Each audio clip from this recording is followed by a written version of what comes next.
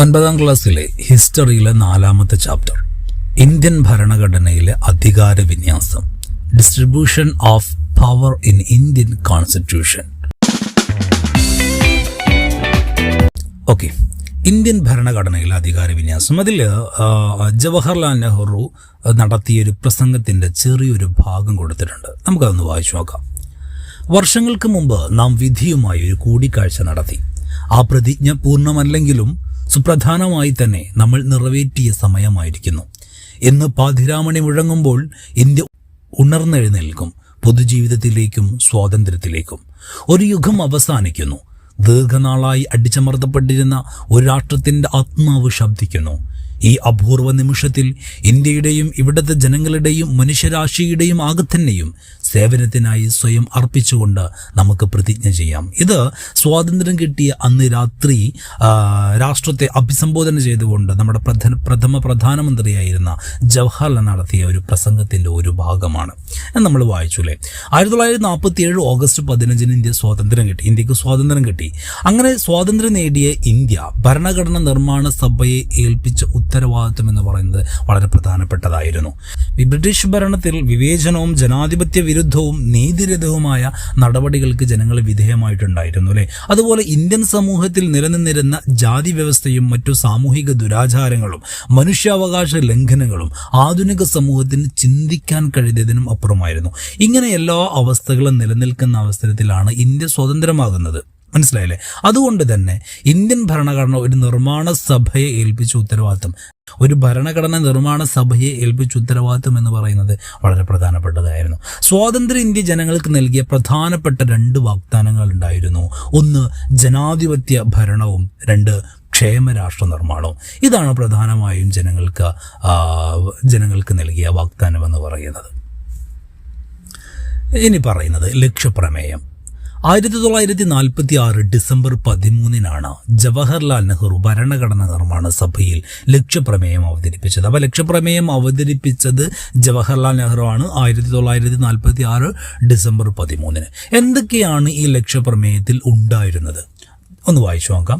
ഭരണഘടനാ നിർമ്മാണ സഭ ഇന്ത്യ ഒരു സ്വതന്ത്ര പരമാധികാര റിപ്പബ്ലിക്കാണ്. അതിനായി ഒരു ഭരണഘടന തയ്യാറാക്കാൻ പ്രഖ്യാപിക്കുന്നു. സ്വതന്ത്ര പരമാധികാര ഇന്ത്യ എന്നത് പഴയ ബ്രിട്ടീഷ് ഇന്ത്യൻ പ്രവിദേശങ്ങൾ, ഇന്ത്യൻ സംസ്ഥാനങ്ങൾ, ഇന്ത്യൻ യൂണിയന്റെ ഭാഗമാകാൻ തയ്യാറുള്ള ബ്രിട്ടീഷ് ഇന്ത്യക്ക് പുറത്തുള്ള മറ്റു ഭാഗങ്ങൾ എന്നിവയുടെ ഒരു യൂണിയനായിരിക്കും. ഇന്ത്യൻ യൂണിയൻ രൂപീകരിക്കുന്ന പ്രദേശങ്ങൾ സ്വയംഭരണ യൂണിറ്റുകളായിരിക്കും. എല്ലാ അധികാരങ്ങളും ജനങ്ങളിൽ നിന്നായിരിക്കും ഉത്ഭവിക്കുക.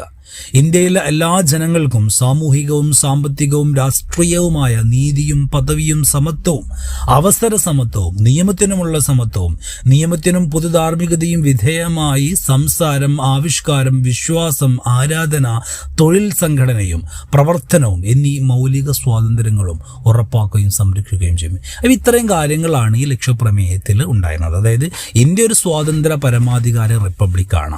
അതുപോലെ സ്വതന്ത്ര പരമാധികാര ഇന്ത്യ എന്ന് പറയുന്നത് ബ്രിട്ടീഷ് ഇന്ത്യൻ പ്രദേശങ്ങളും ഇന്ത്യൻ സംസ്ഥാനങ്ങളും ഇനി ഇന്ത്യയിൽ ചേരാൻ ആഗ്രഹിക്കുന്ന ബ്രിട്ടീഷ് ഇന്ത്യക്ക് പുറത്തുള്ള പ്രദേശങ്ങൾ, ഇതൊക്കെ കൂടിയിട്ടുള്ള ഒരു യൂണിയൻ ആയിരിക്കും ഇന്ത്യ എന്ന് പറയുന്നത്. മനസ്സിലായല്ലേ? അതുപോലെ ഇന്ത്യൻ അധികാരങ്ങളൊക്കെ ഉത്ഭവിക്കുന്നത് ജനങ്ങളിൽ നിന്നായിരിക്കും. ജനാധിപത്യ ഭരണമാണല്ലോ ഇവിടെ വരാൻ പോകുന്നത്. അതുപോലെ ജനങ്ങൾക്ക് മൗലിക അവകാശങ്ങൾ, സമത്വം, നീതി, ഇതൊക്കെ ജനങ്ങൾക്ക് ഉണ്ടായിരിക്കും. ഇതൊക്കെയാണ് ലക്ഷ്യപ്രമേയത്തിൽ ജവഹർലാൽ നെഹ്റു അവതരിപ്പിച്ചിട്ടുള്ളത്. ഓക്കെ, നമ്മൾ ലക്ഷ്യപ്രമേയം വായിച്ചു. ദേശീയ പ്രസ്ഥാനം മുന്നോട്ട് വെച്ചിട്ടുള്ള ഏതൊക്കെ ആശയങ്ങളാണ് ഈ ലക്ഷ്യപ്രമേയത്തിൽ ഉൾപ്പെട്ടിട്ടുള്ളത്? നമുക്ക് പറയാവുന്നതാണ് അവസര സമത്വം ലക്ഷ്യപ്രമേയത്തിൽ ഉൾപ്പെട്ടിട്ടുണ്ട്. നിയമത്തിന് മുന്നിലുള്ള സമത്വം, അല്ലെ, നിയമത്തിനും പൊതുധാർമ്മികതയും വിധേയമായുള്ള സംസാരം, ആവിഷ്കാരം തുടങ്ങിയവ, ഇതൊക്കെ ഈ ലക്ഷ്യപ്രമേയത്തിൽ ഉൾപ്പെട്ടിട്ടുണ്ട്. ഇനി പറയുന്നത് ഭരണഘടന. 1946 ഡിസംബർ 6 ഭരണഘടനാ നിർമ്മാണ സഭ രൂപീകരിക്കപ്പെട്ടത്. അപ്പോൾ ഭരണഘടന ഉണ്ടാക്കാൻ വേണ്ടിയിട്ട് ഭരണഘടനാ നിർമ്മാണ സമിതി രൂപീകരിക്കപ്പെട്ടത് 1946 ഡിസംബർ 6. ഇന്ത്യൻ ഭരണഘടന നിർമ്മിക്കാനെടുത്ത സമയം എന്ന് പറയുന്നത് 2 വർഷവും 11 മാസവും 17 ദിവസവുമാണ്. അപ്പോൾ 2 വർഷവും 11 മാസവും 17 ദിവസവും എടുത്തിട്ടാണ് ഇന്ത്യൻ ഭരണഘടന നിർമ്മിക്കപ്പെട്ടത്. അങ്ങനെ 1949 നവംബർ 26 ഭരണഘടന അംഗീകരിച്ചു. 1950 ജനുവരി 26 ഇന്ത്യൻ ഭരണഘടന നിലവിൽ വരികയും ചെയ്തു. ഇന്ത്യൻ ഭരണഘടനയിലെ 22 ഭാഗങ്ങളിലായി 395 വകുപ്പുകളും 8 പട്ടികകളുമാണ് ഉണ്ടായിരുന്നത്. ഇന്ത്യൻ ഭരണഘടന എന്ന് പറയുന്നത് കാലാനുസൃതമായ മാറ്റങ്ങൾ ഉൾക്കൊണ്ടുകൊണ്ട് ഒരു സജീവ പ്രമാണമായി തുടരുന്നു. അപ്പോൾ കാലാനുസൃതമായ മാറ്റങ്ങൾ ഭേദഗതി വരുത്താൻ പറ്റുന്നതാണ്. ഇന്ത്യൻ ഭരണഘടന എന്ന് പറഞ്ഞാൽ കാലത്തിനനുസരിച്ച് മാറ്റങ്ങൾ വരുത്താവുന്നതാണ്. അങ്ങനെ മാറ്റങ്ങൾ വരുത്തിയിട്ടുമുണ്ട്. ഇനി പറയുന്നത് ഭരണഘടനയുടെ സവിശേഷതകളാണ്. എന്തൊക്കെയാണ് ഭരണഘടനയുടെ സവിശേഷതകൾ? ഒന്ന് പറയുന്നത് ഏറ്റവും വലിയ എഴുതപ്പെട്ട ഭരണഘടനയാണ്. ലോകത്തിലെ ഏറ്റവും വലിയ ലിഖിത അല്ലെങ്കിൽ എഴുതപ്പെട്ട ഭരണഘടനയാണ് ഇന്ത്യയുടേത്. ഏതാണ്ട് 1.5 ലക്ഷത്തോളം വാക്കുകളടങ്ങിയ സമഗ്രവും വിപുലവുമായ രേഖയാണ് ഭരണഘടന, ഇന്ത്യയുടെ ഭരണഘടന എന്ന് പറയുന്നത്. മറ്റൊരു സവിശേഷത പാർലമെന്ററി ജനാധിപത്യമെന്നാണ്. നിയമനിർമ്മാണ വിഭാഗം കാര്യനിർവഹണ വിഭാഗത്തെ നിയന്ത്രിക്കുന്നുണ്ട്. അതായത് ആർക്കും ഒരു കുത്തക അവകാശം കൊടുക്കുന്നില്ല. കാര്യനിർവഹണ വിഭാഗം എക്സിക്യൂട്ടീവ്, മന്ത്രിമാരടങ്ങുന്ന എക്സിക്യൂട്ടീവിനെ നിയന്ത്രിക്കാൻ പല വിഭാഗങ്ങളും നിയമനിർമ്മാണ സഭ ഒക്കെയുണ്ട്. ഇതാണ് പാർലമെന്ററി ജനാധിപത്യം എന്ന് പറയുന്നത്. ഇത് ഭരണഘടനയുടെ ഒരു സവിശേഷതയാണ്. മറ്റൊരു സവിശേഷത ദൃഢവും അയവുള്ളതുമായ ഭരണഘടന. എന്താണ് ദൃഢം എന്ന് പറഞ്ഞാൽ ചില വ്യവസ്ഥകൾ ഭേദഗതി ചെയ്യാൻ പ്രത്യേക നടപടികൾ ആവശ്യമുണ്ട്. അതാണ് ദൃഢം. അതായത് അത്ര പെട്ടെന്ന് മാറ്റം വരുത്താനായിട്ട് കഴിയില്ല. അതാണ് ദൃഢം എന്ന് പറയുന്നത്. എന്നാൽ അയവുള്ളതുമായ ഭരണഘടനയാണ്. അയവുള്ളതെന്ന് പറഞ്ഞാൽ ചില സാധാരണ ചില ഭേദഗതികൾ ചെയ്യാൻ പെട്ടെന്ന് സാധിക്കും. മനസ്സിലായേ? ചില വ്യവസ്ഥകൾ ഭേദഗതി ചെയ്യാൻ പെട്ടെന്ന് തന്നെ സാധിക്കും. ഇതിനെയാണ് അയവുള്ള ഭരണഘടന എന്ന് പറഞ്ഞത്. അപ്പോൾ ഇന്ത്യൻ ഭരണഘടന എന്ന് പറഞ്ഞാൽ ദൃഢവുമാണ്, എന്നാൽ അയവുള്ളതുമായ ഭരണഘടനയാണ്. ഇത് ഭരണഘടനയുടെ മറ്റൊരു സവിശേഷതയാണ്. മറ്റൊരു സവിശേഷത മൗലികാവകാശങ്ങളും മൗലിക കർത്തവ്യങ്ങളും. എന്താണ് മൗലികാവകാശങ്ങൾ എന്ന് പറഞ്ഞാൽ ഓരോ വ്യക്തിക്കും രാഷ്ട്രം ഉറപ്പുവരുത്തേണ്ട അടിസ്ഥാന അവകാശങ്ങളെയാണ് മൗലികാവകാശങ്ങൾ എന്ന് പറയുക. എന്താണ് മൗലിക കർത്തവ്യങ്ങൾ? പൗരൻ രാഷ്ട്രത്തോടും സമൂഹത്തോടും പാലിക്കേണ്ട ഉത്തരവാദിത്തങ്ങൾ. ഓരോ പൗരനും ഈ രാഷ്ട്രത്തോട് പാലിക്കേണ്ട ചില ഉത്തരവാദിത്തങ്ങളൊക്കെ ഉണ്ട്. ഇതിനെയാണ് മൗലിക കർത്തവ്യങ്ങൾ എന്ന് പറയുന്നത്. അപ്പോൾ ഈ മൗലികാവകാശങ്ങളും മൗലിക കർത്തവ്യങ്ങളും ഭരണഘടനയുടെ സവിശേഷതകളാണ്. അടുത്തത് മാർഗനിർദ്ദേശക തത്വങ്ങൾ. രാഷ്ട്രത്തിന്റെ സാമൂഹിക സാമ്പത്തിക അഭിവൃദ്ധിക്കായി രാഷ്ട്രത്തിന് നൽകിയിട്ടുള്ള നിർദ്ദേശങ്ങളാണ്. അപ്പോൾ ഭരണഘടന രാഷ്ട്രത്തിന് അല്ലെങ്കിൽ ഭരിക്കുന്ന സംഘടനക്ക് കുറച്ച് നിർദ്ദേശങ്ങൾ നൽകിയിട്ടുണ്ട്. ഇതിനെയാണ് മാർഗനിർദ്ദേശക തത്വങ്ങൾ എന്ന് പറയുന്നത്. ഇത് ഭരണഘടനയുടെ സവിശേഷതയാണ്. അടുത്തൊരു സവിശേഷതയാണ് ദ്വിമണ്ഡല നിയമനിർമ്മാണ സഭകളാണ്. നമ്മൾ കഴിഞ്ഞ ക്ലാസ്സിൽ പഠിച്ചിരുന്നു ദ്വിമണ്ഡല സഭ, ഏകമണ്ഡല സഭ. അല്ലെ, പാർലമെന്റിന് 2 സഭകളുണ്ടെങ്കിൽ അതിന് ദ്വിമണ്ഡല സഭ എന്നും, ഒരു സഭയാണെങ്കിൽ ഏകമണ്ഡല സഭയാണ്. ഇത് നമ്മൾ പഠിച്ചിരുന്നു അല്ലേ. അപ്പൊ ദ്വിമണ്ഡല സഭയാണ് നിയമനിർമ്മാണ സഭയുടെ ഭരണഘടനയുടെ ഒരു പ്രത്യേകത എന്ന് പറയുന്നത്. അതായത് പാർലമെന്റിന് 2 സഭകൾ ഉണ്ടായിരിക്കും. ഒന്ന് ലോകസഭയും മറ്റൊന്ന് രാജ്യസഭയും. ലോകസഭ എന്ന് പറയുന്നത് അധോസഭയാണ്, അല്ലെങ്കിൽ അധോ മണ്ഡലം എന്നാണ് അറിയപ്പെടുന്നത്. രാജ്യസഭ എന്ന് പറയുന്നത് ഉപരിസഭ അല്ലെങ്കിൽ ഉപരിമണ്ഡലം എന്നാണ് അറിയപ്പെടുന്നത്. ഇത് നമ്മൾ കഴിഞ്ഞ ക്ലാസ്സിലൊക്കെ പഠിച്ചിട്ടുണ്ടായിരുന്നു. അടുത്തൊരു സവിശേഷത ശക്തമായ കേന്ദ്ര ഗവൺമെന്റോട് കൂടിയ ഫെഡറലിസം. അധികാരം കേന്ദ്രത്തിനും സംസ്ഥാനങ്ങൾക്കുമായി വേർതിരിച്ചിട്ടുണ്ട്. എങ്കിലും കേന്ദ്രത്തിനാണ് ഏറ്റവും കൂടുതൽ പ്രാധാന്യം ഉള്ളത്. അടുത്തത് സ്വാതന്ത്ര്യവും നിഷ്പക്ഷവുമായ നീതിന്യായ വ്യവസ്ഥ. നിയമനിർമ്മാണ കാര്യനിർവഹണ വിഭാഗങ്ങളുടെ നിയന്ത്രണത്തിലല്ലാത്ത കോടതി സംവിധാനം. അതായത് കോടതി സംവിധാനത്തിൽ നിയമനിർമ്മാണ സഭ ഇടപെടാൻ പാടില്ല. കാര്യനിർവഹണം എക്സിക്യൂട്ടീവ്, മന്ത്രിമാരടങ്ങിയ എക്സിക്യൂട്ടീവ് എന്ത് ചെയ്യാൻ പാടില്ല? ഈ ഒരു കോടതി സംവിധാനത്തിൽ ഇടപെടാൻ പാടില്ല. അപ്പോൾ സ്വതന്ത്രമായിട്ടുള്ള ഒരു കോടതി സംവിധാനം, ഒരു നീതിന്യായ വ്യവസ്ഥ നിലനിൽക്കുന്നുണ്ട് എന്നുള്ളതാണ് ഒരു സവിശേഷത എന്ന് പറയുന്നത്. മറ്റൊരു സവിശേഷത സ്വതന്ത്ര ഭരണഘടനാ സ്ഥാപനങ്ങൾ. ജനാധിപത്യ വ്യവസ്ഥ വിപുലവും അർത്ഥപൂർണമാക്കുന്നതിന് സ്വതന്ത്ര സ്വഭാവമുള്ള ഭരണഘടനാ സ്ഥാപനങ്ങൾ നിലനിൽക്കുന്നുണ്ട്. അപ്പോൾ ഇത്രയും കാര്യങ്ങളാണ് എന്തെന്ന് പറയുന്നത് ഭരണഘടനയുടെ സവിശേഷതകളായിട്ട് പറയുന്നത്.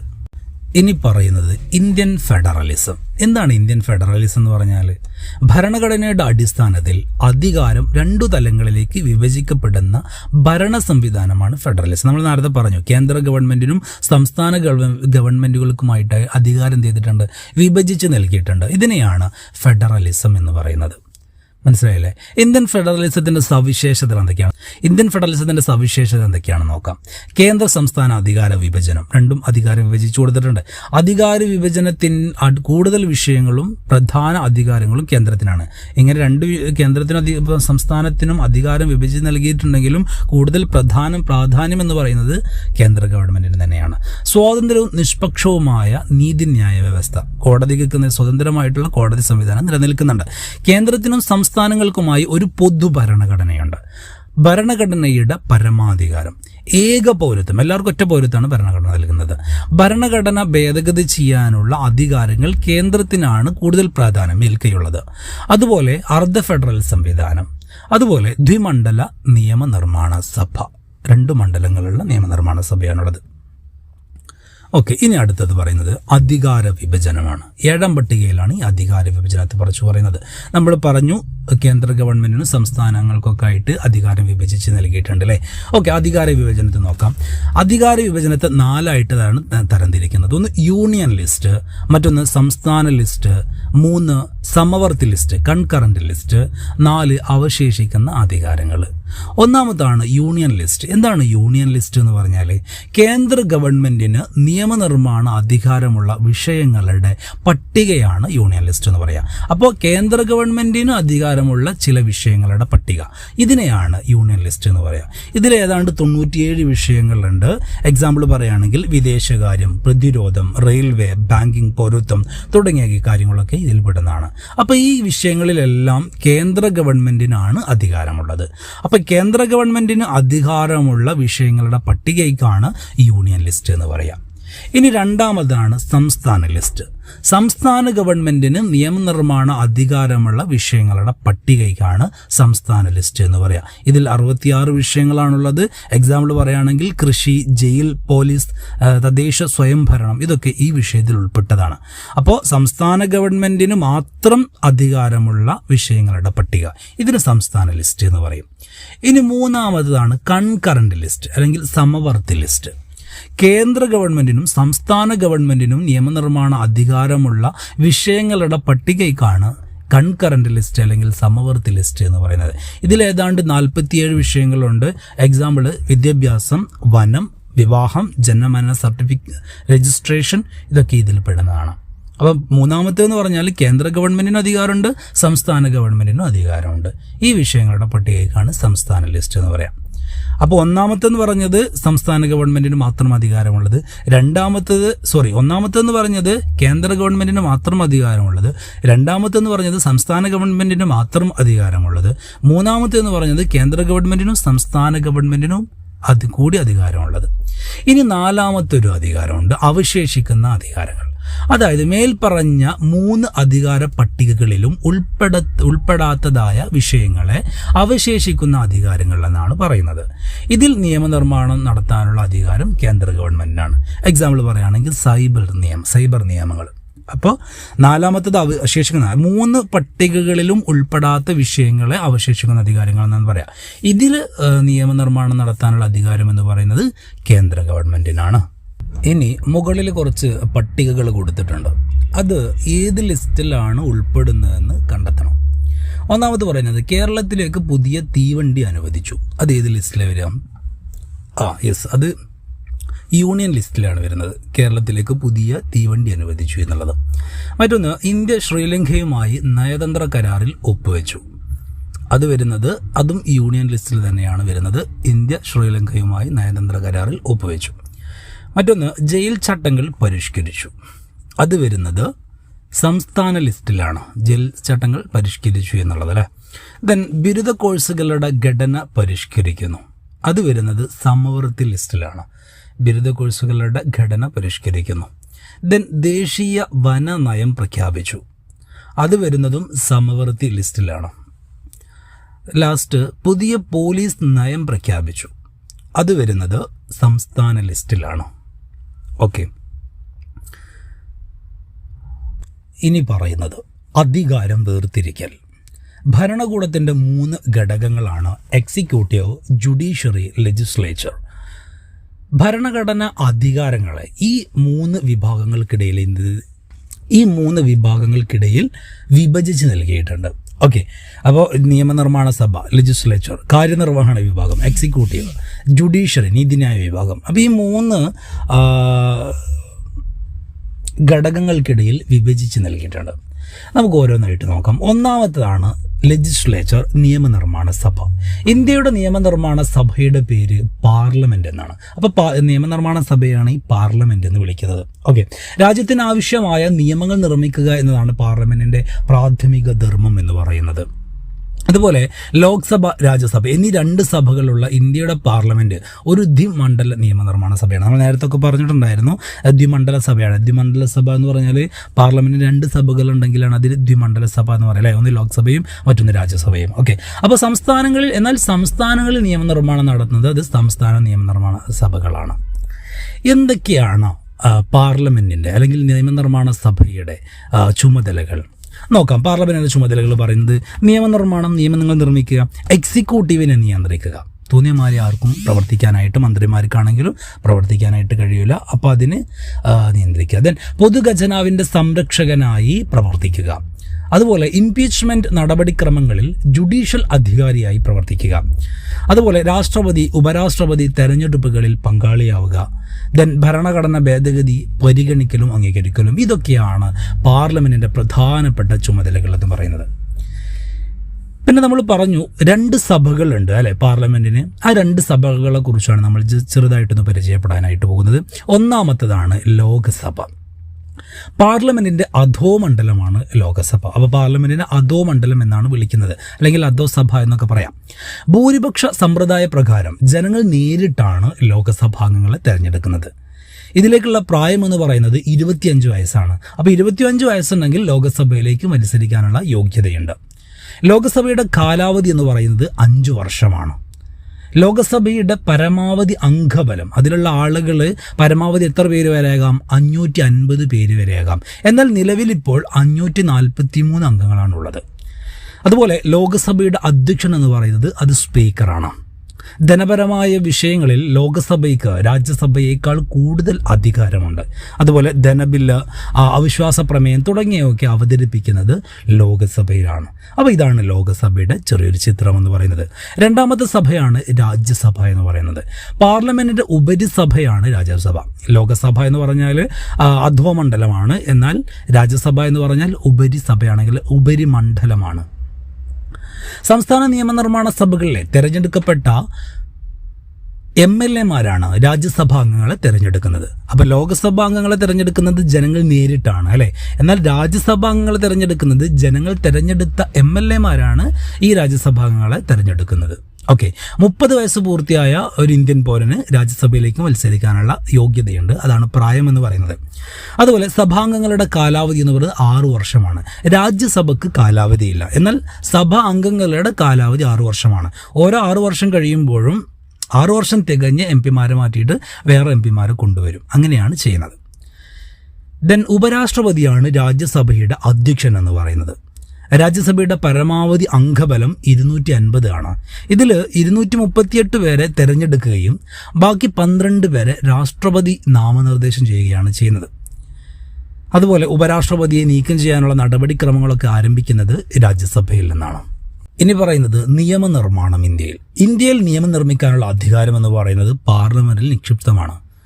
നിയമനിർമ്മാണം കേവലം ഒരു സാങ്കേതിക പ്രക്രിയ മാത്രമല്ല, ഒരു രാഷ്ട്രീയ പ്രക്രിയ കൂടിയാണ്. സമൂഹത്തിൻ്റെ വിവിധ കോണുകളിൽ നിന്നുള്ള ജനാഭിപ്രായങ്ങളോട് സർക്കാരിൻ്റെ പ്രതികരണമാണ് നിയമങ്ങളെന്ന് പറയുന്നത്. നിയമനിർമ്മാണത്തിന് മന്ത്രിസഭ അംഗീകാരം നൽകിയാൽ ഉദ്യോഗസ്ഥരാണ് നിയമത്തിൻ്റെ കരട് രൂപമായ ബിൽ തയ്യാറാക്കുന്നത്. ബില്ലെന്ന് പറഞ്ഞാൽ നിയമത്തിൻ്റെ കരട് രൂപം എന്ന് പറഞ്ഞാൽ ആദ്യ രൂപം. അപ്പോൾ നിയമം ഉണ്ടാക്കാൻ പോകുന്നതിൻ്റെ ആദ്യ രൂപമാണ് കരട് രൂപം എന്ന് പറയാം. അപ്പോൾ അതിനെയാണ് ബിൽ എന്ന് പറയുന്നത്. ഓക്കെ, ഇനി ബില്ലുകൾ പല വിധമുണ്ട്. ഗവൺമെൻറ് ബില്ലുണ്ട്, സ്വകാര്യ ബില്ലുണ്ട്, ധനബില്ലുണ്ട്, ധനേതര ബില്ലുണ്ട്. ഗവൺമെൻറ് ബില്ല് എന്ന് പറഞ്ഞാൽ മന്ത്രിമാർ അവതരിപ്പിക്കുന്ന ബില്ലിനെയാണ് ഗവൺമെൻറ് ബില്ല് എന്ന് പറയാം. സ്വകാര്യ ബില്ല് എന്ന് പറഞ്ഞാൽ മന്ത്രിയല്ലാത്ത പാർലമെൻറ്റ് അംഗം അവതരിപ്പിക്കുന്ന ബില്ലിനാണ് സ്വകാര്യ ബില്ലെന്ന് പറയാം. ദെൻ ധനബില്ലെന്ന് പറഞ്ഞാൽ പൊതുഖജനാവിലേക്കുള്ള ധനസമാഹരണവും ചെലവഴിക്കലും ഒക്കെ സംബന്ധിച്ച ബില്ലുകളാണ്. അതായത് ധനപരമായ ബില്ലുകളാണ് ധനബില്ലെന്ന് പറയാം. ധനേതര ബില്ലെന്ന് പറഞ്ഞാൽ ധനബില്ലുകൾ അല്ലാത്തവയാണ് ധനേതര ബില്ലുകൾ എന്ന് പറയുന്നത്. ഇനി എങ്ങനെയാണ് ഒരു ബില്ല് നിയമമാകുന്നതിന്? അതിന് വിവിധ ഘട്ടങ്ങളുണ്ട്. ഒന്നാമത്തെ ഘട്ടമാണ് ഒന്നാം വായന, രണ്ടാമത്തെ ഘട്ടമാണ് രണ്ടാം വായന, മൂന്നാമത്തെ ഘട്ടമാണ് മൂന്നാം വായന എന്ന് പറയുന്നത്. ഒന്നാമത്തെ ഘട്ടം നോക്കാം. ഒന്നാം വായന. എന്താണ് ഒന്നാം വായനയിൽ നടക്കുന്നത്? ബിൽ ഇരുസഭകളിൽ ഏതെങ്കിലും ഒന്നിൽ മന്ത്രിയോ സ്വകാര്യ അംഗമോ അവതരിപ്പിക്കുന്നു. അപ്പോൾ ഒന്നാമത്തെ ഘട്ടമാണ് ഒന്നാം വായന. ഈ ഒന്നാം വായനയിൽ ബില്ല് എന്ത് ചെയ്യുന്നു? സഭകളിൽ ഏതെങ്കിലും ഒരു സഭകളിൽ മന്ത്രിയോ അല്ലെങ്കിൽ സ്വകാര്യ അംഗമോ ആരെങ്കിലും ഒരാൾ അവതരിപ്പിക്കുന്നു. ഇതാണ് ഒന്നാമത്തെ ഘട്ടം എന്ന് പറയുന്നത്. അപ്പോൾ നിയമമാകാൻ പോകുന്ന ആദ്യ രൂപമാണ് ബില്ല്. അപ്പോൾ ഈ ബില്ലിനെ ആദ്യമായിട്ട് അവതരിപ്പിക്കുന്നു, ഒന്നാം വായന. രണ്ടാം വായന, രണ്ടാമത്തെ ഘട്ടമാണ് രണ്ടാം വായന. ഈ ഘട്ടത്തിൽ ബിൽ കമ്മിറ്റിയുടെ പരിഗണനയ്ക്ക് അയക്കുകയോ സഭയിൽ തന്നെ ചർച്ച ചെയ്യുകയോ ചെയ്യുന്നു.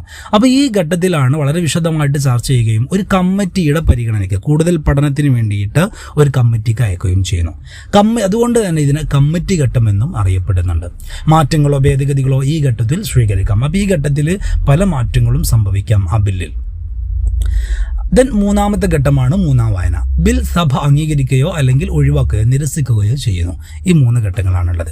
അങ്ങനെ ബിൽ ആദ്യം അവതരിപ്പിച്ച സഭയിൽ നടപടിക്രമങ്ങൾ പൂർത്തിയായാൽ ഇതേ പ്രക്രിയ രണ്ടാമത്തെ സഭയിലും ആവർത്തിക്കപ്പെടുന്നു. അപ്പോൾ ഒരു സഭയിൽ നടപടിക്രമങ്ങൾ കഴിഞ്ഞാൽ മറ്റു സഭയിലും ഇതേ കാര്യങ്ങളാണ് നടക്കുന്നത്. അപ്പോൾ 2 സഭകളിൽ എന്ത് ചെയ്യണം?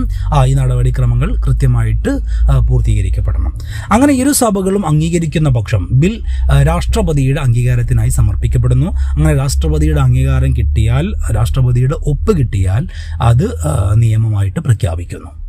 ഇങ്ങനെയാണ് ഒരു ബില്ല് നിയമമാകുന്നത്. ഇനി പറയുന്നത് ഭരണഘടനാ ഭേദഗതി.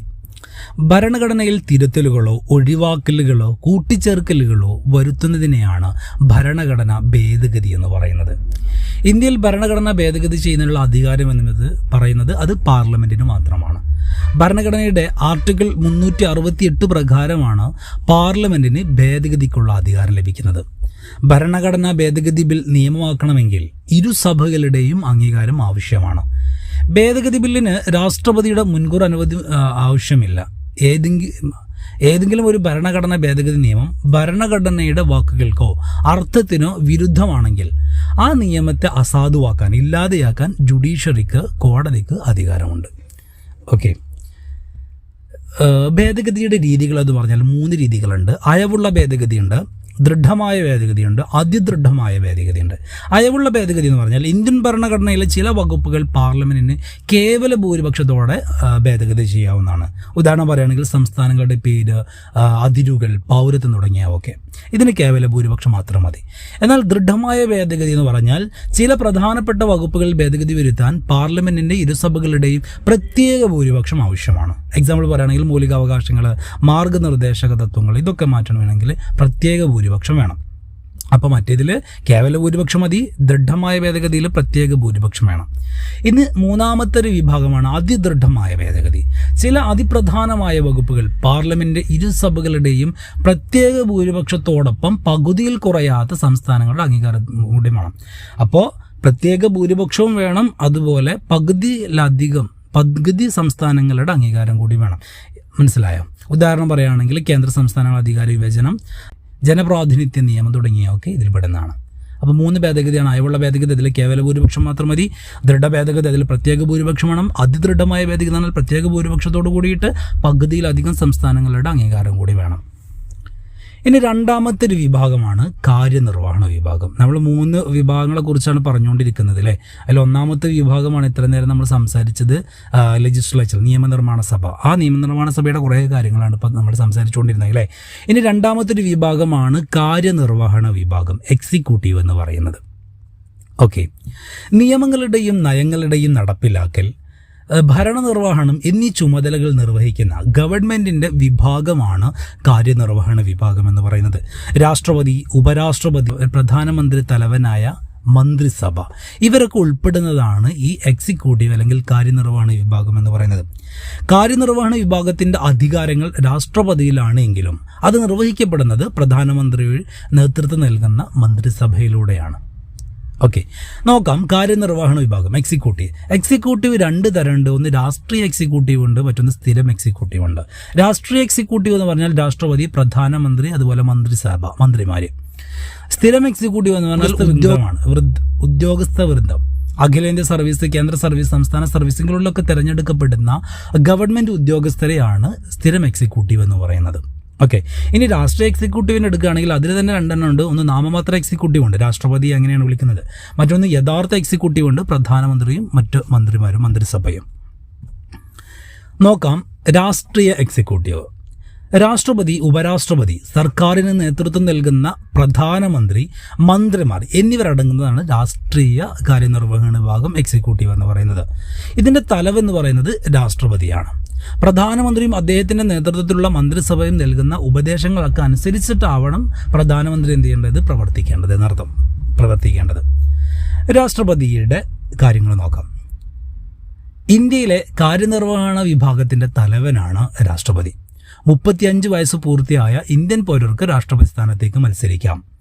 പാർലമെന്റിന്റെ ഇരുസഭകളിലെയും സംസ്ഥാന നിയമനിർമ്മാണ സഭകളിലെയും അംഗങ്ങൾ ഉൾക്കൊള്ളുന്ന ഇലക്ട്രൽ കോളേജാണ് രാഷ്ട്രപതിയെ തിരഞ്ഞെടുക്കുന്നത്. അപ്പോൾ രാഷ്ട്രപതിയെ തിരഞ്ഞെടുക്കുന്നത് ഒരു ഇലക്ട്രൽ കോളേജാണ്. അതിൽ പാർലമെന്റിന്റെ അംഗങ്ങളുണ്ട്, അതുപോലെ സംസ്ഥാന നിയമസഭകളിൽ അംഗങ്ങളുണ്ടാവും. 5 വർഷമാണ് ഔദ്യോഗിക കാലാവധി എന്ന് പറയുന്നത്. അതുപോലെ രാഷ്ട്രപതി രാജി സമർപ്പിക്കേണ്ടത് ഉപരാഷ്ട്രപതിക്കാണ്. രാഷ്ട്രപതിയുടെ ചുമതലകളാണ് പറയുന്നത്. ഒന്ന്, പാർലമെന്റ് വിളിച്ചു ചേർക്കുക, ലോകസഭ പിരിച്ചുവിടുക, പ്രധാനമന്ത്രിയെയും മന്ത്രിസഭയെയും നിയമിക്കുക, സുപ്രീം കോടതിയിലെയും ഹൈക്കോടതിയിലെയും ജഡ്ജിമാരെ നിയമിക്കുക, സംസ്ഥാന ഗവർണർമാരെ നിയമിക്കുക, അതുപോലെ അടിയന്തരാവസ്ഥ പ്രഖ്യാപിക്കുക. ഇതൊക്കെയാണ് പ്രധാനമന്ത്രിയുടെ ചുമതലകൾ എന്ന് പറയുന്നത്. രാഷ്ട്രപതിയുടെ ചുമതലകൾ എന്ന് പറയുന്നത്. ഇനി പറയുന്നത് പ്രധാനമന്ത്രി, പ്രൈം മിനിസ്റ്റർ. പ്രധാനമന്ത്രി ലോകസഭയിൽ ഭൂരിപക്ഷമുള്ള പാർട്ടിയുടെയും മുന്നണിയുടെയും രാജ്യത്തിൻ്റെയും നേതാവാണ് പ്രധാനമന്ത്രി എന്ന് പറയുന്നത്. അതുപോലെ മന്ത്രിസഭ രൂപീകരിക്കുന്നതും മന്ത്രിസഭയിലെയും ക്യാബിനറ്റിലെയും അംഗങ്ങളെ നിശ്ചയിക്കുന്നതും പ്രധാനമന്ത്രിയാണ്. പ്രധാനമന്ത്രിയുടെ മറ്റൊരു അധികാരം എന്ന് പറയുന്നത് മന്ത്രിമാരുടെ വകുപ്പുകളിൽ മാറ്റം വരുത്താനും അതുപോലെ ക്യാബിനറ്റിലേക്കും മന്ത്രിസഭയിലേക്കും അംഗങ്ങളെ ഉൾപ്പെടുത്തുവാനും ഒഴിവാക്കാനുമുള്ള അധികാരം പ്രധാനമന്ത്രിക്കുണ്ട്. അതുപോലെ പ്രധാനമന്ത്രിയുടെ കാലാവധി എന്ന് പറയുന്നത് 5 വർഷമാണ്. അതുപോലെ പ്രധാനമന്ത്രി രാജി സമർപ്പിക്കേണ്ടത് രാഷ്ട്രപതിക്കാണ് രാജി സമർപ്പിക്കേണ്ടത്. ഓക്കെ, ഇനി മന്ത്രിസഭ. രാഷ്ട്രപതിയെ ഭരണനിർവഹണത്തിൽ സഹായിക്കുന്ന സമിതിയാണ് മന്ത്രിസഭ എന്ന് പറയുന്നത്. ഇതിൻ്റെ തലവൻ പ്രധാനമന്ത്രിയാണ്. മന്ത്രിസഭയുടെ ചുമതലകൾ എന്തൊക്കെയാണെന്ന് നോക്കാം. ഒന്ന്, രാജ്യഭരണം നിർവഹിക്കുക. മറ്റൊന്ന്, ദേശീയ നയവും വിദേശ നയവും രൂപീകരിക്കുക. വിവിധ ഡിപ്പാർട്ട്മെൻറ്റുകളുടെ പ്രവർത്തനത്തെ ഏകോപിപ്പിക്കുക. ബില്ലുകളും ഓർഡിനൻസുകളും ഡ്രാഫ്റ്റ് ചെയ്യുക. നിയമനിർമ്മാണത്തിന് ചുക്കാൻ പിടിക്കുക. ഭരണപരവും ക്ഷേമപരവുമായ മറ്റ് നടപടികളും വിദേശ ബന്ധങ്ങളും നിർവഹിക്കുക. ഇതൊക്കെയാണ് മന്ത്രിസഭയുടെ ചുമതലകൾ എന്ന് പറയുന്നത്. ഓക്കെ, ഇനി പറയുന്നത് സ്ഥിര കാര്യനിർവഹണ വിഭാഗം. ഇപ്പം നമ്മൾ പറഞ്ഞത് രാഷ്ട്രീയ എക്സിക്യൂട്ടീവ് ആണല്ലേ. ഇനി പറയുന്നത് സ്ഥിര എക്സിക്യൂട്ടീവ് അല്ലെങ്കിൽ പെർമനൻ്റ് എക്സിക്യൂട്ടീവിനെ കുറിച്ചാണ്. ഗവൺമെൻറ്റിൻ്റെ ദൈനംദിന പ്രവർത്തനങ്ങൾ നിറവേറ്റുന്നതും ബില്ലുകൾ രൂപീകരിക്കുന്നതിൽ മന്ത്രിമാരെ സഹായിക്കുന്ന ഉദ്യോഗസ്ഥ വിഭാഗമാണ് സ്ഥിര കാര്യനിർവഹണ വിഭാഗം അല്ലെങ്കിൽ സ്ഥിര എക്സിക്യൂട്ടീവ് എന്ന് പറയുന്നത്. ഇവരെ വിളിക്കുന്നത് ബ്യൂറോക്രസി എന്നാണ് ഇവർ അറിയപ്പെടുന്നത്. ഓക്കെ, ഇവർ യോഗ്യതയുടെ അടിസ്ഥാനത്തിൽ മത്സര പരീക്ഷകളിലൂടെയാണ് തിരഞ്ഞെടുക്കുന്നത്. ഇപ്പോൾ UPSC, PSC പോലെയുള്ള മത്സര പരീക്ഷകളിലൂടെയാണ് ഇവരെയൊക്കെ തിരഞ്ഞെടുക്കുന്നത്. നിശ്ചിത റിട്ടയർമെൻറ്റ് പ്രായം വരെ കാലാവധി ഉള്ളവരാണ് ഇവർ. അതുകൊണ്ടാണ് ഇവരെ സ്ഥിര കാര്യനിർവഹണ വിഭാഗം എന്ന് വിളിക്കുന്നത്. മറ്റ് രാഷ്ട്രീയ എക്സിക്യൂട്ടീവ് എന്ന് പറഞ്ഞാൽ അവർക്ക് നിശ്ചിതമായ 5 വർഷം തുടങ്ങിയിട്ടുള്ള വർഷങ്ങളൊക്കെ ഉണ്ടാവും അല്ലേ. എന്നാൽ ഇവർക്ക് റിട്ടയർമെൻറ്റ് പ്രായം വരെ പ്രവർത്തിക്കാവുന്നതാണ്. അതുകൊണ്ടാണ് ഇവരെ സ്ഥിര കാര്യനിർവഹണ വിഭാഗം എന്ന് വിളിക്കുന്നത്. ഇനി പറയുന്നത് നീതിന്യായ വിഭാഗം, ജുഡീഷ്യറി. നമ്മൾ നേരത്തെ പറഞ്ഞല്ലേ ഭരണകൂടത്തിൻ്റെ 3 ഘടകങ്ങൾ. ആ 3 ഘടകങ്ങളാണ് നമ്മൾ പറഞ്ഞുകൊണ്ടിരുന്നത്. അതിലൊന്ന് നമ്മൾ പറഞ്ഞു നിയമനിർമ്മാണ സഭ, അതിനുള്ള കുറേ കാര്യങ്ങൾ പറഞ്ഞു. അത് കഴിഞ്ഞിട്ട് കാര്യനിർവഹണ വിഭാഗം, എക്സിക്യൂട്ടീവിനെ കുറിച്ച് പറഞ്ഞു. ഇനി മൂന്നാമത്തെ ഒരു ഘടകമാണ് നീതിന്യായ വിഭാഗം എന്ന് പറയുന്നത്. ഓക്കെ, മുകളിൽ പറഞ്ഞിരിക്കുന്ന നിയമനിർമ്മാണ കാര്യനിർവഹണ വിഭാഗങ്ങൾ ഭരണഘടന അനുസൃതമായി പ്രവർത്തിക്കുന്നുണ്ടെന്ന് ഉറപ്പുവരുത്തുന്ന സംവിധാനമാണ് നീതിന്യായ വിഭാഗം എന്ന് പറയുന്നത്. അപ്പോൾ നീതിന്യായ വിഭാഗം, ജുഡീഷ്യറി എന്ന് പറഞ്ഞാൽ നമ്മൾ നേരത്തെ പറഞ്ഞ നിയമനിർമ്മാണ വിഭാഗം പറഞ്ഞു, കാര്യനിർവഹണ വിഭാഗങ്ങൾ പറഞ്ഞു അല്ലേ. അപ്പോൾ ഈ ഘടകങ്ങൾ ഭരണഘടന അനുസൃതമായി കൊണ്ടാണോ പ്രവർത്തിക്കുന്നത് എന്ന് ഉറപ്പുവരുത്താനുള്ള ഒരു സംവിധാനമാണ് നീതിന്യായ വിഭാഗം, ജുഡീഷ്യറി എന്ന് പറയുന്നത്. പൗരരുടെ അവകാശങ്ങൾ സംരക്ഷിക്കുന്നതോടൊപ്പം ഭരണഘടനാ മൂല്യങ്ങളും സംരക്ഷിക്കുന്നുണ്ട് ഈ നീതിന്യായ വിഭാഗം. ഭരണഘടനയുടെ കാവലാൾ എന്നാണ് ഈ നീതിന്യായ വിഭാഗം, ജുഡീഷ്യറി അറിയപ്പെടുന്നത്. ഓക്കെ, ഇനി ഒരു പിരമിഡ് കാണുന്നുണ്ട് അല്ലേ. ഇതിൽ സുപ്രീം കോടതിയുടെ ഘടനയാണ് കോടതികളുടെ ജുഡീഷ്യറിയുടെ ഘടനയാണ് കൊടുത്തിരിക്കുന്നത്. പിരമിഡിൻ്റെ രൂപത്തിൽ ക്രമീകരിച്ചിരിക്കുന്ന നമ്മുടെ ജുഡീഷ്യൽ വ്യവസ്ഥയിൽ മുകളിലേക്ക് പോകും തോറും കോടതികളുടെ എണ്ണം കുറയുകയും അധികാരങ്ങൾ കൂടുകയും ചെയ്യുന്നു. താഴേക്ക് വരും തോറും കോടതികളുടെ എണ്ണം കൂടുകയും അധികാരങ്ങൾ കുറയുകയും ചെയ്യുന്നു. നമുക്ക് ആ പിരമിഡ് നോക്കി നോക്ക്. അതിൽ ഏറ്റവും ടോപ്പിൽ വരുന്നതാണ് സുപ്രീം കോടതി എന്ന് പറഞ്ഞത് അല്ലേ. ഇന്ത്യക്ക് ഒരു സുപ്രീം കോടതിയേ ഉള്ളൂ. അപ്പോൾ ഒറ്റൊന്നാകുമ്പോൾ അതിനെന്ത് ചെയ്യും, അധികാരം കുറച്ച് കൂടും. അതിനൊട്ട് താഴോട്ട് വരുമ്പോൾ ഹൈക്കോടതി അല്ലെ, ഓരോ സംസ്ഥാനത്തിനായിട്ട് ഹൈക്കോടതികളുണ്ട്. അപ്പോൾ കോടതികളുടെ എണ്ണം കൂടി, അധികാരം സുപ്രീം കോടതിയിലേക്കായും കുറച്ച് കുറഞ്ഞു. ഇനി താഴേക്ക് വരുമ്പോൾ ജില്ലാ കോടതികൾ, എല്ലാ ജില്ലകളിലും ജില്ലാ കോടതികളുണ്ട് അല്ലേ. അപ്പോൾ കോടതികൾ കൂടി, എണ്ണം കൂടി, അധികാരങ്ങൾ സുപ്രീം കോടതിയിലേക്കായും ഹൈക്കോടതിയിലേക്കായും കുറഞ്ഞു. അതിൽ താഴെ വരുന്നതാണ് കീഴ്ക്കോടതികൾ. ഒരുപാട് കീഴ്ക്കോടതികളുണ്ട് അല്ലേ. അപ്പോൾ അവർക്ക് അധികാരവും കുറയും. ഇതാണ് സുപ്രീം കോടതിയുടെ ഘടന എന്ന് പറയുന്നത്. അപ്പോൾ ടോപ്പിൽ സുപ്രീം കോടതി, അതിന് താഴെ ഹൈക്കോടതി, അതിന് താഴെ ജില്ലാ കോടതി, അതിന് താഴെ കീഴ്ക്കോടതികൾ. ഓക്കെ, ഇനി സുപ്രീം കോടതിയെക്കുറിച്ച് നോക്കാം. സുപ്രീം കോർട്ട് 1950 ജനുവരി 28 സുപ്രീം കോടതി നിലവിൽ വരുന്നത്. ന്യൂഡൽഹിയാണ് ആസ്ഥാനം എന്ന് പറയുന്നത്. സുപ്രീം കോടതി ജഡ്ജിമാരുടെ ഔദ്യോഗിക കാലാവധി എന്ന് പറഞ്ഞത് 65 വയസ്സാണ്. അപ്പോൾ 65 വയസ്സ് വരെ അവർക്ക് ജഡ്ജിയായിട്ട് തുടരാവുന്നതാണ്. ഇനി ഇവരുടെ കാലാവധിക്ക് മുമ്പായി നീക്കം ചെയ്യാനുള്ള അധികാരം അത് പാർലമെൻറ്റിനാണ്. അതുപോലെ ചീഫ് ജസ്റ്റിസും മറ്റ് ജഡ്ജിമാരും സത്യപ്രതിജ്ഞ ചെയ്യുന്നതും അല്ലെങ്കിൽ രാജി സമർപ്പിക്കുന്നതും രാഷ്ട്രപതിക്ക് മുമ്പാണ് ഇതൊക്കെ ചെയ്യുന്നത്. ഇനി പറയുന്നത് സുപ്രീം കോടതിയുടെ അധികാരങ്ങളാണ്. ഉത്ഭവാധികാരം, അപ്പീൽ അധികാരം, ഉപദേശാധികാരം, റിട്ട് അധികാരം, പുനരവലോകനാധികാരം. ഇങ്ങനെ 5 അധികാരങ്ങളാണ് സുപ്രീം കോടതിയുടെ അധികാരങ്ങൾ എന്ന് പറയുന്നത്. ഓരോന്നായിട്ട് നോക്കാം. ഒന്നാമതാണ് ഉത്ഭവാധികാരം. ഉത്ഭവാധികാരം എന്ന് പറഞ്ഞാൽ സുപ്രീം കോടതിക്ക് മാത്രം പരിഹരിക്കാൻ കഴിയുന്ന ചില വിഷയങ്ങളാണ് ഉത്ഭവാധികാരങ്ങൾ എന്ന് പറയുന്നത്. ഉദാഹരണമായിട്ട് കേന്ദ്ര സംസ്ഥാന ബന്ധങ്ങൾ. അപ്പോൾ സുപ്രീം കോടതി ചില കേസുകൾ അല്ലെങ്കിൽ ചില വിഷയങ്ങൾ പരിഗണിക്കാനും പരിഹരിക്കാനും സുപ്രീം കോടതിക്ക് മാത്രമേ അധികാരമുള്ളൂ. വേറൊരു കോടതിക്കും അതിൽ അധികാരമില്ല. ഈ ഒരു അധികാരത്തെയാണ് ഉത്ഭവാധികാരം എന്ന് പറയുന്നത്. കേന്ദ്ര സംസ്ഥാന തർക്കങ്ങൾ അത് പരിഗണിക്കാനും പരിഹരിക്കാനുള്ള അധികാരം സുപ്രീം കോടതിക്ക് മാത്രമേ ഉള്ളൂ. രണ്ടാമത്തെ അധികാരമാണ് അപ്പീൽ അധികാരം. സുപ്രീം കോടതി ഏറ്റവും ഉയർന്ന അപ്പീൽ കോടതിയാണ്. രാജ്യത്തെ ഏതൊരു കീഴ്ക്കോടതിയുടെയും വിധിന്മേൽ വരുന്ന അപ്പീലുകൾ സ്വീകരിക്കാനുള്ള അധികാരം സുപ്രീം കോടതിക്കുണ്ട്. അപ്പോൾ ഏറ്റവും വലിയ അപ്പീൽ കോടതിയാണ് സുപ്രീം കോടതി എന്ന് പറയുന്നത്. ഇനി മറ്റു കോടതികൾ വിധി പ്രഖ്യാപിച്ചു അല്ലെ, ഒരു കേസിൻ്റെ വിധി പ്രഖ്യാപിച്ചാൽ അതിനെതിരെ അപ്പീലുമായിട്ട് നമുക്ക് എവിടെ പോകാം? സുപ്രീം കോടതിയിലോട്ട് പോകാം. അത് പരിഗണിക്കാനുള്ള അധികാരം സുപ്രീം കോടതിക്കുണ്ട്. മൂന്നാമതാണ് ഉപദേശകാധികാരം എന്ന് പറയുന്നത്. രാഷ്ട്രപതി ആവശ്യപ്പെടുന്ന ഏതൊരു വിഷയത്തെ സംബന്ധിച്ചും നിയമോപദേശം നൽകുവാൻ സുപ്രീം കോടതിക്ക് ഭരണപരമായ ബാധ്യതയുണ്ട്. അതിനാണ് ഉപദേശാധികാരം എന്ന് പറയുന്നത്. അതായത് രാഷ്ട്രപതിക്ക് വേണ്ട വിഷയത്തിൽ ഉപദേശങ്ങൾ കൊടുക്കാനുള്ള അധികാരത്തെയാണ് ഉപദേശാധികാരം എന്ന് പറയുന്നത്. അടുത്തതാണ് റിട്ട് അധികാരം. മൗലികാവകാശങ്ങൾ ലംഘിക്കപ്പെടുമ്പോൾ അവയുടെ സംരക്ഷണാർത്ഥം റിട്ടുകൾ പുറപ്പെടുവിക്കാനുള്ള സുപ്രീം കോടതിക്ക് അധികാരമുണ്ട്. അപ്പോൾ മൗലികാവകാശങ്ങൾ ലംഘിക്കപ്പെടുകയാണെങ്കിൽ അതിനെതിരെ പുറപ്പെടുവിക്കുന്ന ഉത്തരവുകളാണ് റിട്ടുകൾ എന്ന് പറയുന്നത്. അപ്പോൾ ഈ റിട്ട് പുറപ്പെടുവിക്കാനുള്ള അധികാരം സുപ്രീം കോടതിക്കുണ്ട്. ഇതിനെയാണ് റിട്ട് അധികാരം എന്ന് പറയുന്നത്. ദെൻ ലാസ്റ്റ് പുനരവലോകനാധികാരം. ഭരണഘടനയുടെ സംരക്ഷകർ എന്ന ചുമതല നിർവഹിക്കുന്നതിൽ നീതിന്യായ വിഭാഗത്തിന് ഏറ്റവും കരുത്തായി നിലനിൽക്കുന്നത് അതിൻ്റെ നീതിന്യായ പുനരവലോകന അധികാരമാണ്. അതായത് പരിശോധിക്കാൻ നിയമവിരുദ്ധമാണോ, ഭരണഘടനയ്ക്ക് അനുയോജ്യമായിട്ടാണോ അല്ലെങ്കിൽ വിരുദ്ധമാണോ ഒക്കെ പരിശോധിക്കാനുള്ള അധികാരമാണ് പുനരവലോകന അധികാരം എന്ന് പറയുന്നത്. പരസ്പര നിയന്ത്രണവും അധികാര സന്തുലനവും. ഭരണഘടനാപരമായി ഗവൺമെന്റിന്റെ അധികാരങ്ങൾ നിയമനിർമ്മാണം, കാര്യനിർവഹണം, നീതിന്യായം എന്നീ 3 വിഭാഗങ്ങൾക്കായി വിഭജിച്ച് നൽകിയിരിക്കുന്നു. അതാണ് നമ്മൾ ഇത്രയും പറഞ്ഞുകൊണ്ടിരുന്നത് അല്ലേ. 3 വിഭാഗങ്ങൾക്കായിട്ട് വിഭജിച്ച് നൽകിയിട്ടുണ്ട്. ആ 3 വിഭാഗങ്ങളെക്കുറിച്ച് നമ്മൾ ഡീറ്റെയിൽ ആയിട്ട് നമ്മൾ പറഞ്ഞു കഴിഞ്ഞു. എന്തിനു വേണ്ടിയിട്ടാണ് ഇങ്ങനെ വിഭജിച്ചിട്ടുള്ളത്? അധികാര കേന്ദ്രീകരണം ഒഴിവാക്കുന്നതിനും സ്വച്ഛാധിപത്യ പ്രവണതകൾ തടയുന്നതിനും ജനാധിപത്യം പരിപാലിക്കുന്നതിനും വേണ്ടിയാണ് ഗവൺമെന്റിന്റെ അധികാരം 3 ശാഖകൾക്കിടയിൽ വിഭജിച്ച് നൽകിയിരിക്കുന്നത്. മനസ്സിലായോ? ഒരു സ്വച്ഛാധിപത്യ പ്രവണതകൾ പാടില്ല എന്നുള്ള തീരുമാനത്തിൽ നിന്നാണ്. സ്വാതന്ത്ര്യ സമരത്തിന്റെ ആശയങ്ങളും അഭിലാഷങ്ങളും ഭരണഘടന മുന്നോട്ട് വയ്ക്കുന്ന മൂല്യങ്ങളും ദർശനങ്ങളും വ്യവസ്ഥാപിതമാക്കാനുള്ള ശ്രമങ്ങളാണ് ഗവൺമെന്റിന്റെ ശാഖകളിലൂടെ നമ്മുടെ രാഷ്ട്രം നടപ്പിലാക്കി വരുന്നത്. ഓക്കെ, ബജറ്റ് പരിഗണിക്കൽ, ചോദ്യോത്തരവേള തുടങ്ങിയ മാർഗങ്ങളിലൂടെ എക്സിക്യൂട്ടീവിനെയും ഇംപീച്ച് പോലുള്ളതിലൂടെ ജുഡീഷ്യറിയെയും നിയന്ത്രിക്കുവാൻ പാർലമെന്റിന് കഴിയും.